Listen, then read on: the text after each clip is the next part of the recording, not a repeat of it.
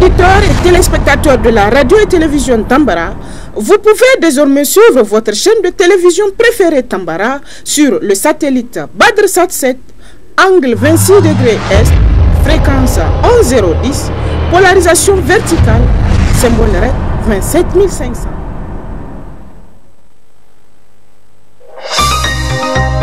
Suivez le journal avec STM Transport Voyageurs, une nouvelle façon de voyager.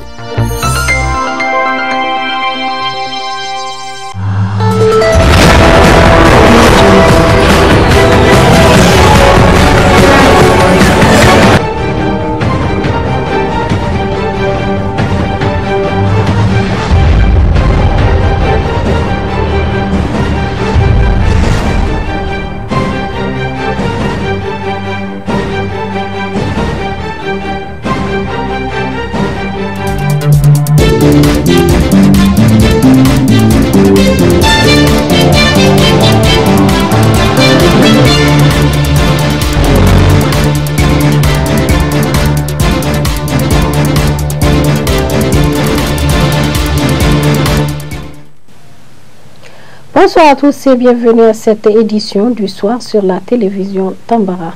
Le Premier ministre chef du gouvernement, M. Oumoudou Mahamadou, était en visite ce matin à la cellule d'analyse des politiques publiques et d'évaluation de l'action gouvernementale CAPEJ, où il a été accueilli par l'ensemble des personnels. Le compte rendu Aïs Adamou et Ibrahim Kantama.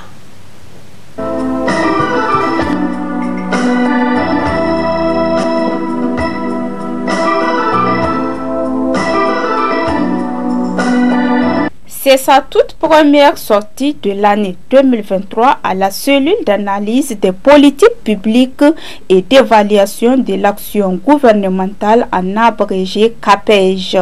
Le Premier ministre chef du gouvernement, M. Oumoudou Mahamadou, à son arrivée à la CAPEJ, a eu droit à une visite guidée avant de se retrouver dans la salle de réunion avec les experts de la dite cellule.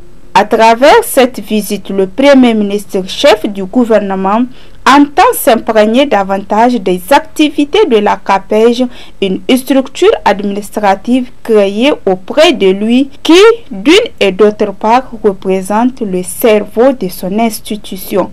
C'est une structure qui est placée sous l'autorité directe du chef du gouvernement pour contribuer à améliorer l'efficacité de l'action gouvernementale en produisant des analyses sur les attentes et perceptions des populations, des citoyens, et en analysant la performance de l'action gouvernementale, la performance où on a utilisé des ressources, qu'est-ce qu'on en a fait, qu'est-ce que les gens en pensent. Nous sommes franchement très honorés que le chef du gouvernement, qui est sa première sortie de l'année 2023, soit à la CAPEJ, ce qui démontre que la notion de redevabilité, la notion de rendre compte, c'est-à-dire une priorité de très haute autorité. Et sa visite nous encourage, c'est un honneur pour nous, et ça nous encourage à faire mieux le travail que nous avons l'habitude de faire. Pour rappel, nous faisons des rapports de suivi de l'action gouvernementale ou de l'analyse de la performance semestrielle. Le rapport semestriel, c'est pour dire qu'on a voté une loi de finances après 6 mois d'exécution en juin, où est-ce que vous en êtes?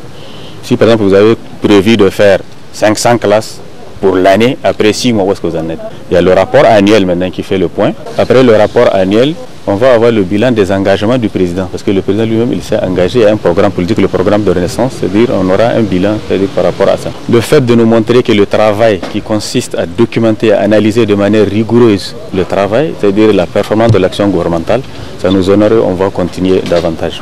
Pour sa part, le Premier ministre chef du gouvernement, M. Oumoudou Mahamadou, face à la presse, a retracé les liens qu'il entretient avec la CAPEJ et la place qu'elle occupe au sein du gouvernement. Le gouvernement a le devoir de redevabilité. Nous utilisons beaucoup de ressources.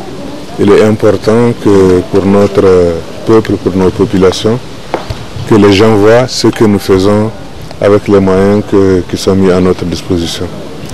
Dans ce sens, la CAPEJ nous permet d'agréger, d'analyser les résultats de l'action gouvernementale à travers les rapports d'analyse semestriels et annuels. Pour l'histoire, nous avons une documentation riche D'année en année, les rapports d'action gouvernementale sont archivés et également à la fin de chaque quinquennat, il y a un rapport de l'action gouvernementale pour le quinquennat et à la fin de la décennie, le rapport de l'action gouvernementale pour la décennie, qui peuvent inspirer les chercheurs, les étudiants qui sont en train de préparer les mémoires et les thèses, toutes choses qui n'existaient pas avant. Donc par rapport à cela, au niveau du cabinet du Premier ministre, nous avons veillé à ce que la CAPEJ soit dotée des moyens de travail adéquats. Tous les experts qui sont là, nous voulons de les doter d'ordinateurs individuels, mais également par la suite d'autres moyens d'action seront déployés en faveur de la CAPEJ. Entre le gouvernement et la cellule d'analyse des politiques publiques et d'évaluation de l'action gouvernementale, il faut conjuguer les efforts pour relever les défis. Et c'est dans cette optique que rentre la dotation de la CAPEJ en matériaux de travail par le cabinet du Premier ministre. Atelier de plaidoyer et de partage du programme régional de monitoring de la participation des femmes espace CEDEAO et Sahel ce lundi 9 janvier 2023, présidé par la ministre de la Promotion de la Femme et de la Protection de l'Enfant. D'autres détails dans ce reportage. Femmes, paix et sécurité, les sentinelles des résolutions et la cohésion sociale. C'est le thème retenu pour cet atelier de plaidoyer et de partage d'expériences des femmes de l'espace CEDEAO et du Sahel. Un atelier visant à renforcer la participation des femmes à la résolution, la prévention des conflits et à la cohésion sociale. Vous savez, l'événement qui nous réunit aujourd'hui est capital à plus d'un titre, dans la mesure où l'implication des femmes dans le processus de consolidation de la paix est désormais un fait palpable. Les femmes s'impliquent aujourd'hui à tous les niveaux de prise de décision pour préserver la quiétude sociale de nos populations et pour défendre les droits fondamentaux des femmes qui sont essentiels pour tout développement. Le présent atelier vise à réitérer les directives internationales d'implication des femmes dans la prévention, dans la gestion et la résolution des conflits. Pour rappel, les femmes et les filles sont les couches vulnérables les plus touchées par les situations de crise et de conflit, ce qui dénote de la nécessité de leur implication tout au long du processus de paix et de sécurité. Prévention, résolution, reconstruction et le maintien de la paix.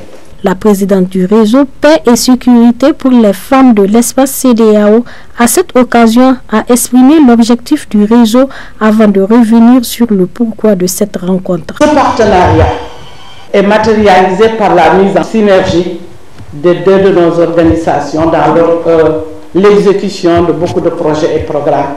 Parmi ces projets et programmes, nous avons aujourd'hui le projet Sentinelle des résolutions, Femmes, Paix, Sécurité et de la cohésion sociale. Fort de ce constat, peut-être nous pouvons en profiter pour dire, comme nous le savons, toutes et tous, les rôles qu'occupent les femmes dans la société sont nombreux, variés et très importants. En effet, le dynamisme se voit à travers les actions qu'elles mènent et réalisent et les responsabilités qu'elles assurent quotidiennement dans nos communautés. La ministre de la Promotion de la Femme et de la Protection de l'Enfant de son côté a rappelé les efforts du gouvernement dans la lutte contre le terrorisme ainsi que ses différents plans d'action.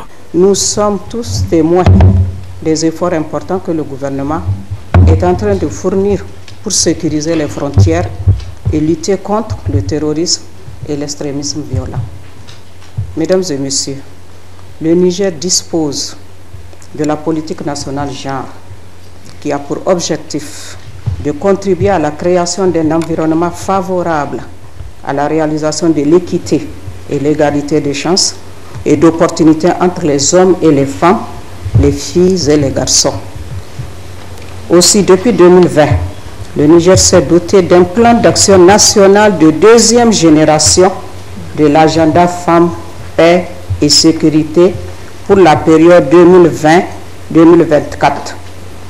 Ce plan d'action national est le cadre de référence de toutes les questions portant sur les femmes, paix et sécurité au Niger. Ainsi, dans le cadre de l'opérationnalisation de ce plan d'action, un secrétariat permanent a été mis en place avec un comité de pilotage et des antennes régionales. Depuis plusieurs années, le terrorisme et l'extrémisme violent, auparavant relativement inconnus, sont devenus aujourd'hui une préoccupation centrale de nos gouvernements, surtout dans la région du Sahel. En effet, la résolution de ces fléaux ne peut se faire sans la contribution des communautés à la base, des structures de la société civile et de nos partenaires de développement. C'est pourquoi le ministère de la Promotion de la Femme et de la Protection de l'Enfant met l'accent sur une participation active des femmes et des jeunes pour une stabilité, un développement durable et la cohésion sociale. Cet atelier régional qui a pour but de renforcer la participation des femmes pour un développement durable se tiendra du 9 au 10 janvier et sera un moment de partage d'expériences, de synergie et de renforcement des partenariats entre les organisations des femmes et des institutions étatiques de la CEDEAO et du Sahel. Sous le haut parrainage de la ministre de la Promotion de la Femme et de la Protection de l'Enfant, l'association Irdomborey a inauguré son siège le 8 janvier 2023 sous le thème « Tous unis pour un changement de comportement ». Explication avec Aïs Adamou et Ibrahim Katama.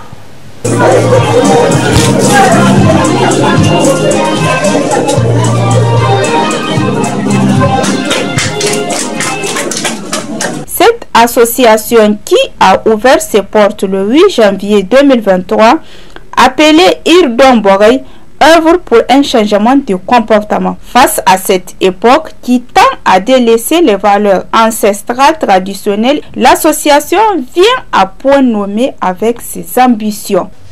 Les 4 axes stratégiques conceptuels de notre association, notamment l'éducation, la santé, l'environnement et la culture, ont une place de choix dans le programme de Renaissance Acte 3 et intégré dans le plan de développement économique et social 2022-2026.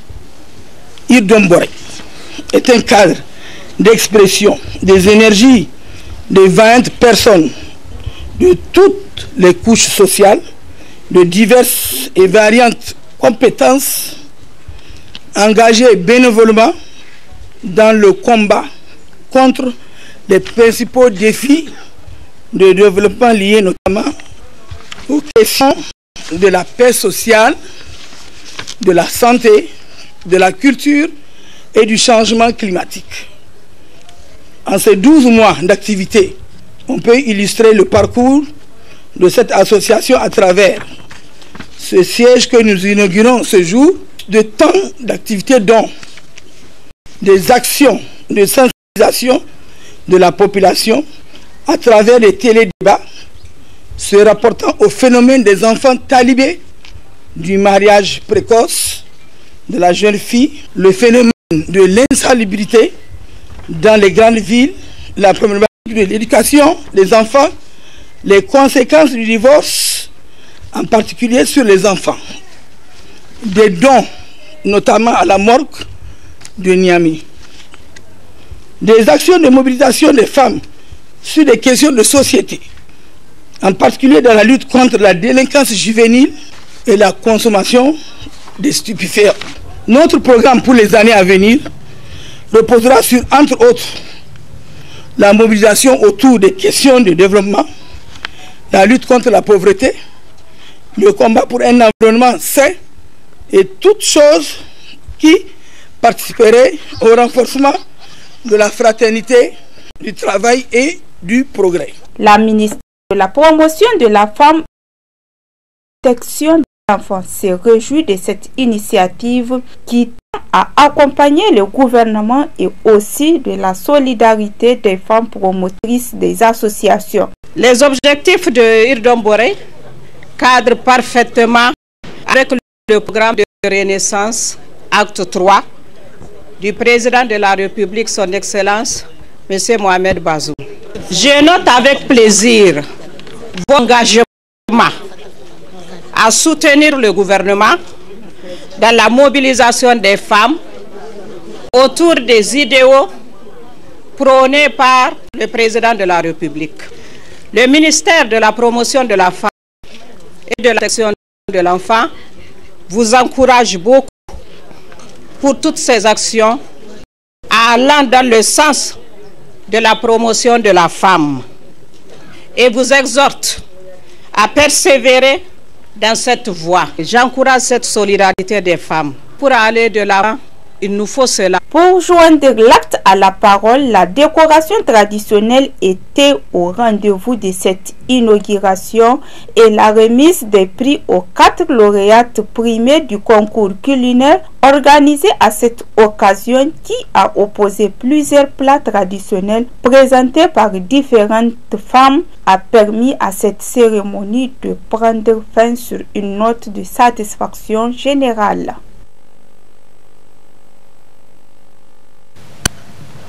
Vernissage de l'album islamique de Abdoulaye Belko le dimanche 8 janvier 2023. Suivons le reportage.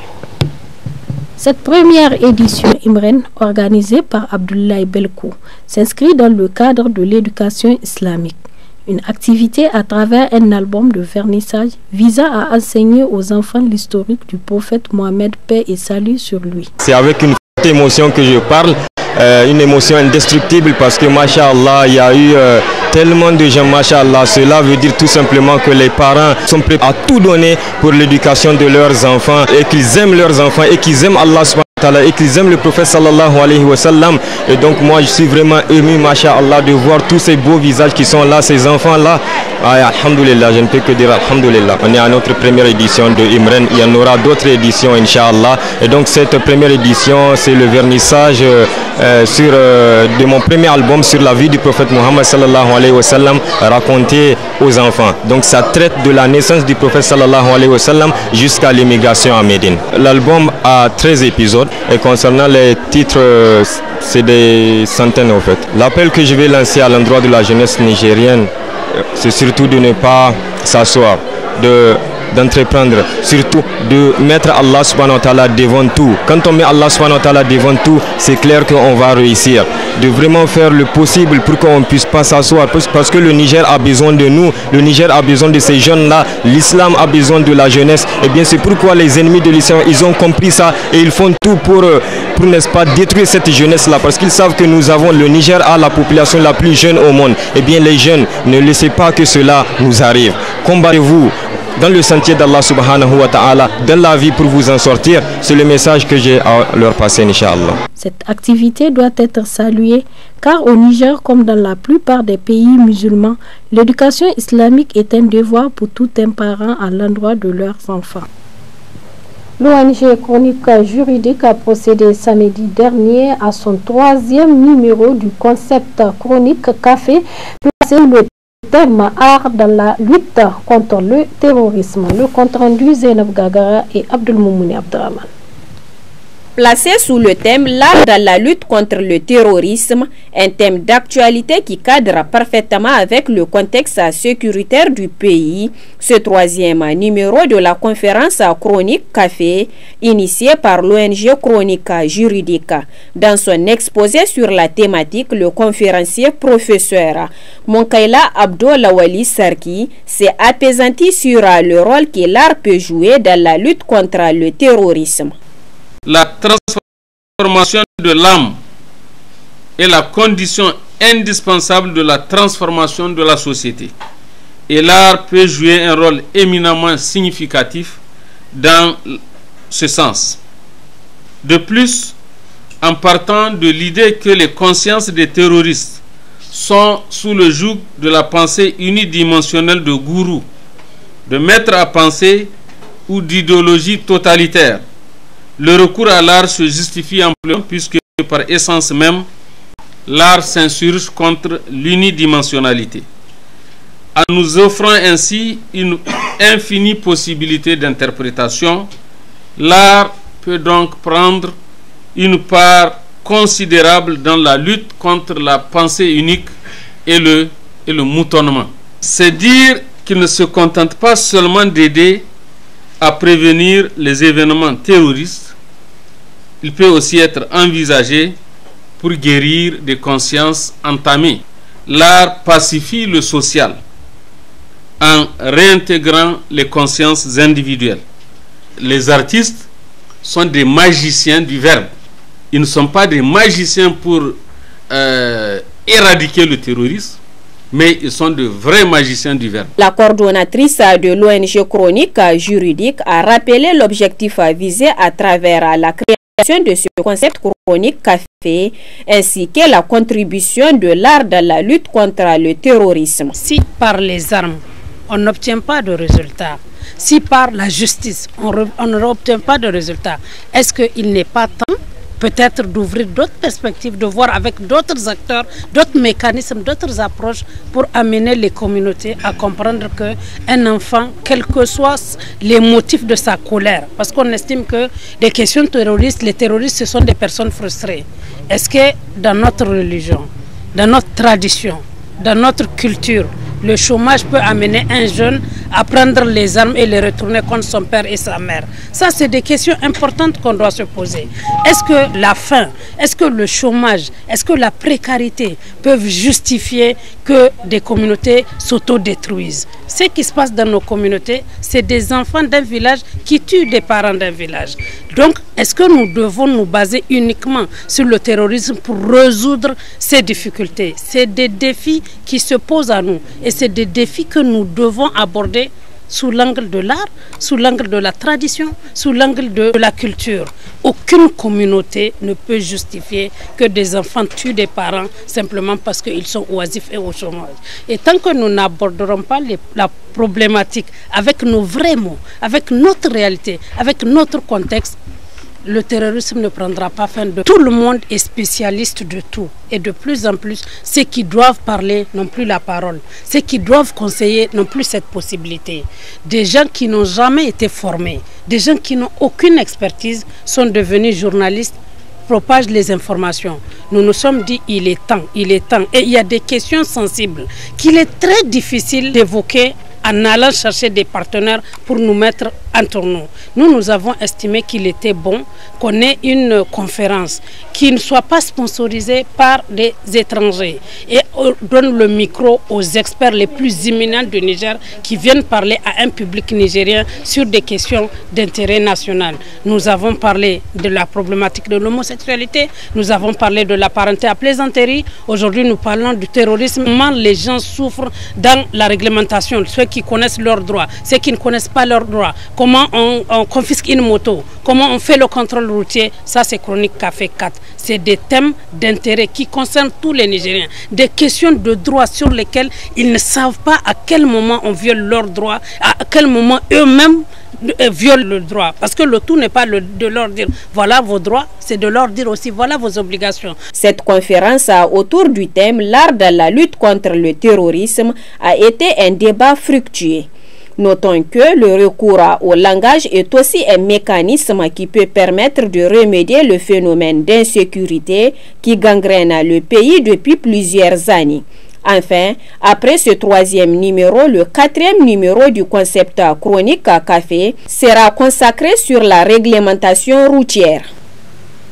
Remise des trophées et témoignages aux leaders des sociétés EMA Transport et NITA Transfert d'argent le samedi dernier 7 janvier 2023. Plus de précisions avec Zainab Gagara et Ibrahim Katama. Cette cérémonie de remise des trophées et témoignages aux leaders des sociétés EMA Transport Voyageurs et NITA Transfert d'argent par la chaîne de télévision Hausa Bokoyi montre combien important leur partenariat. À travers cette remise des trophées, la télévision Hausa Bakwai montre ses sentiments de satisfaction de sa collaboration avec ces deux sociétés. Une occasion qui laisse pas indifférent la représentation de la société Nita Transfert d'argent. Nous remercions beaucoup le groupe Hausa Bakwai pour ce prix. C'est la récompense de 5 ans de dur labeur, 5 ans au cours desquels nous n'avons ménagé aucun effort pour satisfaire la population. Nous avons pour ambition d'aller encore plus loin. Vous l'avez vu avec toutes les publicités. Désormais, il n'y a pas que du transfert d'argent chez Nita Transfert d'argent. Vous pouvez aussi payer vos factures Nigélec. Vous pouvez aussi acheter du crédit. Et il y a beaucoup d'autres nouveaux services que nous sommes en train d'intégrer, Inch'Allah, dans nos agences. Le meilleur reste à venir. Le représentant d'Ema Transport Voyageurs témoigne leur sentiment de satisfaction à cette occasion. C'est un trophée qui montre la fidélité de notre relation avec la chaîne TV Hausa Bakwai et nous les remercions vraiment pour ce prix. Notre partenariat avec Hausa Bakwai, les partenariats sont des partenariats gagnant-gagnant et Hausa Bakwai est venu exposer ses services au profit de Ema Transport. Et Ema Transport a vraiment vu l'intérêt de faire ce partenariat avec Hausa Bakwai. Nous avons déjà 2 ans d'expérience ici au Niger, nous avons 3 ans d'expérience depuis l'ouverture à l'international. On faisait Cotonou, Malanville à la fermeture des frontières, au temps de fermeture des frontières. Nous sommes vraiment connus par la population parce que nous fournissons vraiment des services impeccables que les clients ils sont vraiment satisfaits de ces services. C'est pour cela que nous sommes en train de gravir les échelons qui nous différencient des autres. Nous continuons à œuvrer pour les profits du peuple. Ce geste de remise de ce trophée aux leaders des sociétés Ema Transport Voyageurs et Nita Transfert d'argent va renforcer davantage le partenariat qui lie la télévision Hausa Bakwai et ces deux sociétés.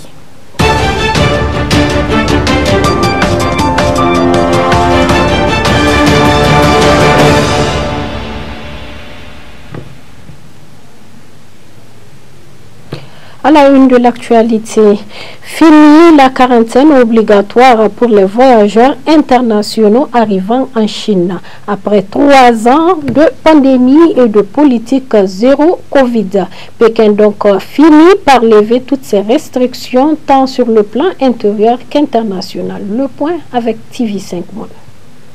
L'impatience de se revoir, le bonheur de se retrouver après des années de séparation. Tu as grandi. Les embrassades réchauffent des terminaux encore bien vides. Ce dimanche est un jour à part en Chine. Ça fait 3 ans que je ne suis pas venue, ça fait trop longtemps. Je suis si contente d'être de retour et de respirer enfin l'air de chez moi. À Pékin, comme à Shanghai, les barrières ont disparu dans les aéroports. Le personnel en combinaison aussi. Fini les longs formulaires à remplir et terminé la quarantaine obligatoire pour les voyageurs venus de l'étranger. Un soulagement ici. La mesure était contraignante, exténuante. Il fallait s'isoler 8 jours dans un hôtel bien gardé. C'est vraiment bien que la politique ait changé, c'est vraiment humain. C'est très pratique pour les gens de revenir maintenant. Aux premières heures du jour, le point de passage entre Hong Kong et la Chine a lui aussi rouvert. La station était fermée depuis 3 ans, depuis le début de la pandémie. Plus de 400 000 personnes envisagent de l'emprunter prochainement. Certains sont pressés. Parce que ça fait déjà 2 ans que je n'ai pas vu ma femme, alors je me dépêche de la retrouver. La quarantaine obligatoire était l'un des derniers vestiges de la stratégie zéro Covid. Son abandon intervient au moment où la Chine fait face à une forte hausse des cas de Covid, une situation que Pékin ne reconnaît pas. Le retour en Côte d'Ivoire des 46 militaires ivoiriens détenus au Mali est finalement gracié après près de 6 mois de détention. C'est l'épilogue d'une longue prise à diplomatie entre Bamako et Abidjan. Suivez cet élément de TV5 Monde.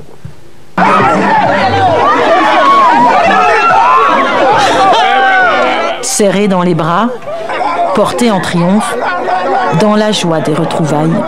L'attente a été si longue. 177 jours que ces militaires étaient retenus loin de leur famille et de leur pays. Voilà, vraiment c'était très difficile. Voilà, je suis rentré chez moi, je suis très content, très heureux. Les 46 soldats ivoiriens sont rentrés chez eux. Arrêtés en juillet dernier au Mali, ils étaient accusés d'être des mercenaires. Condamnés à 20 ans de prison, ils ont été graciés quelques heures plus tôt par le chef de la junte, Assimi Goïta. Une fin heureuse pour tout le monde. Laisser son mari aller de l'autre côté pendant 6 mois en laissant un bébé, ce n'est pas facile. Non, on a pleuré, on a gêné, on a prié et enfin Dieu nous a exaucés. Je suis dans la joie. Dans la nuit d'Abidjan, la délivrance. L'avion cargo qui ramène les soldats atterrit peu avant minuit. Parti de Bamako en fin d'après-midi samedi, il a d'abord fait étape au Togo. Les autorités ivoiriennes tenaient à remercier le président Faure Gnassingbé, acteur clé de cette libération. À leur arrivée à Abidjan, tous les ministres d'État sont là et le président ivoirien Alassane Ouattara accueille chaque militaire. Leur chef de groupe tient d'ailleurs à saluer la dignité de ces hommes. À mes hommes, merci pour votre courage, votre discipline, votre patience et votre résilience. Le camp présidentiel compte bien faire de ce dénouement une victoire politique, une victoire de la diplomatie. Maintenant que cette crise est derrière nous, nous pourrons reprendre des relations normales avec le pays frère qu'est le Mali, qui a besoin de nous et dont nous avons besoin également. Les Maliens sont nos frères. Remettre les compteurs à zéro et repartir sur de nouvelles bases, c'est la volonté affichée à Abidjan et Bamako pour ne plus en arriver là. Et nous sommes à la fin de ce journal-là. Merci de nous avoir suivis. Au revoir et à bientôt.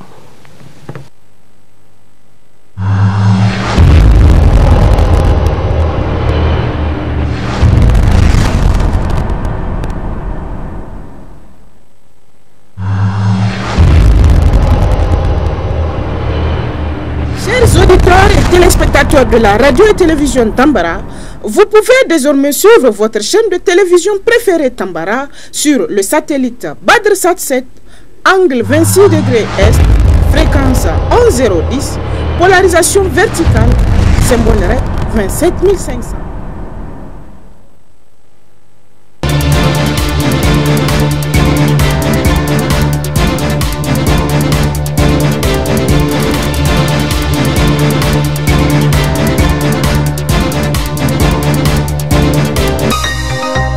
Ce journal vous a été présenté par STM Transport Voyageurs. Une nouvelle façon de voyager.